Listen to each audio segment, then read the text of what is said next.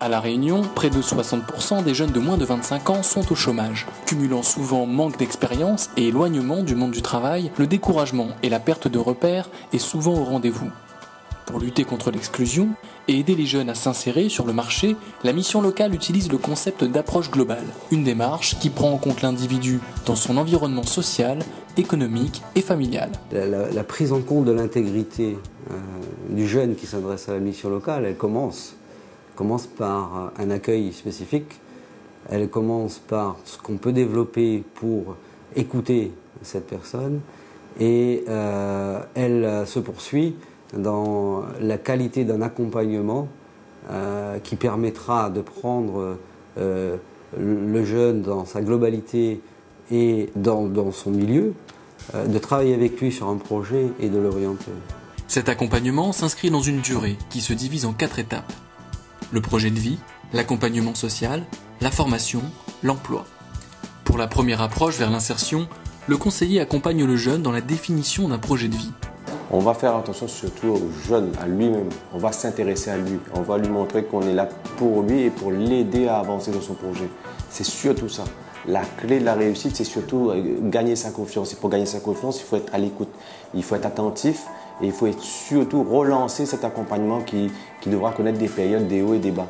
La régularité des rendez-vous et l'assiduité du jeune portent ses fruits. Après plusieurs entretiens, Mustapha a construit son projet. Avant de poursuivre sa formation dans le bâtiment en métropole, il travaille sur un chantier d'espace vert et entretient sa motivation. Au départ, rien n'était acquis. J'avais tellement de trucs dans ma tête que ça m'embrouillait un peu au début. Parce que je voulais faire peinture, je voulais faire bâtiment, parce que en fait, je voulais faire plein de métiers, quoi. En fait, c'est dans la tête carrément, quoi. On n'arrive à rien faire, on se lève le matin, toujours c'est la même chose. Assise devant un immeuble, voir le temps passer, à rien faire. Moi, je me suis dit que bon, ça va, basta, il faut bouger. Il faut avoir un truc là. Parce que si on s'assoit, on n'aboutit à rien. Après, je suis bougé, voilà, je suis là aujourd'hui. Et en partie, c'est grâce à Mission Locale que je suis là aujourd'hui. Et grâce à mon conseiller aussi. Et il m'a beaucoup aidé, lui. Ah oui, il m'a beaucoup aidé. Déterminer le projet de vie révèle les obstacles de l'insertion que vit le jeune au quotidien. La mission locale répond alors aux problématiques sociales du jeune en proposant un accompagnement adapté. Le pôle social est un service aux jeunes. Donc nous pouvons aborder le côté, tout ce qui est problèmes sociaux, santé, logement, difficultés relationnelles au sein de la famille. Nous sommes le service qui conforte un petit peu le jeune dans son bien-être pour qu'il puisse par la suite aller vers son insertion professionnelle plus sereinement. Pour répondre à ces besoins fondamentaux, la mission locale dispose d'un arsenal de dispositifs.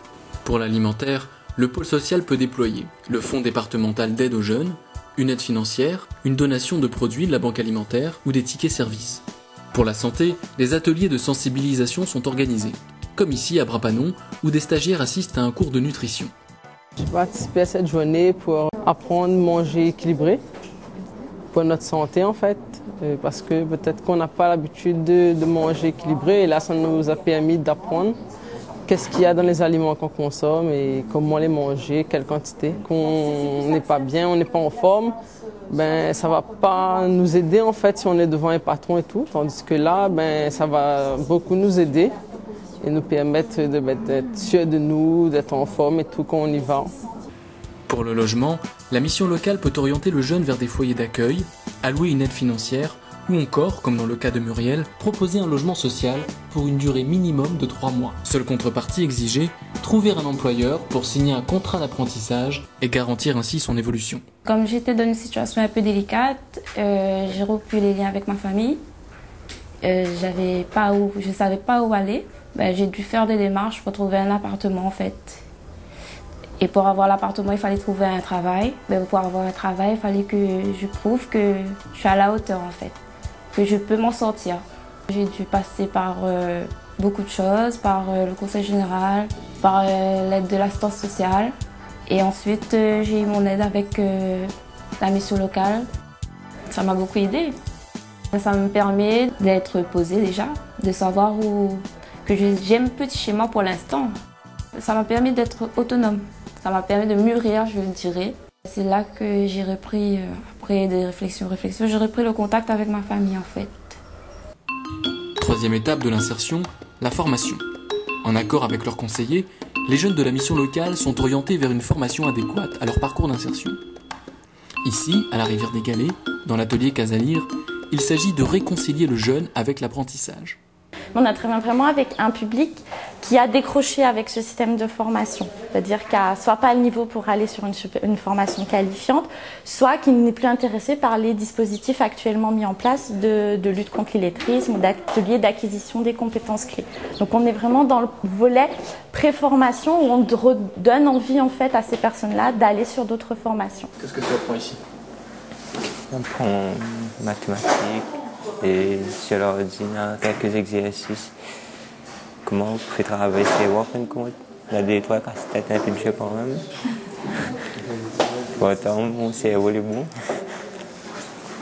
Je me suis inscrit dans ce cas-là pour que je m'en sorte sur le français, le maths et les cultures quoi. Pour que je m'exprime en toute liberté quoi. Pour certains, la carence se situe plutôt au niveau de l'expérience professionnelle.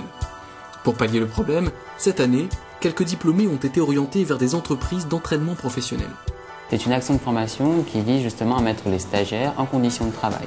Donc pour cela, ce qu'on a fait, on a recréé une entreprise dans un centre de formation avec les différents services, c'est-à-dire le service commercial, le service secrétariat et le service comptabilité.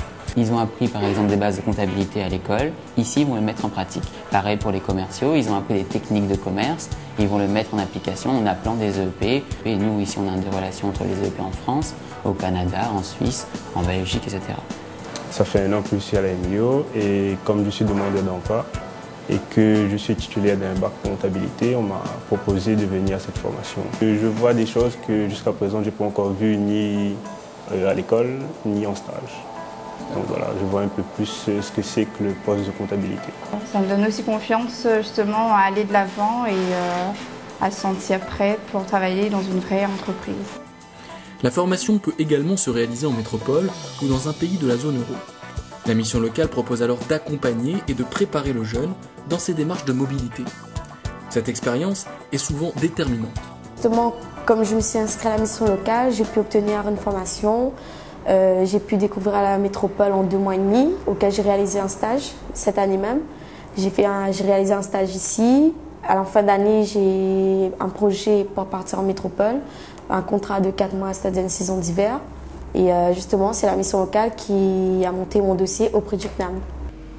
La mobilité et formation, c'est d'obtenir un diplôme que le jeune souvent n'aura pas eu à l'école, d'avoir de l'expérience professionnelle et de se mobiliser ici pour sa recherche à son retour.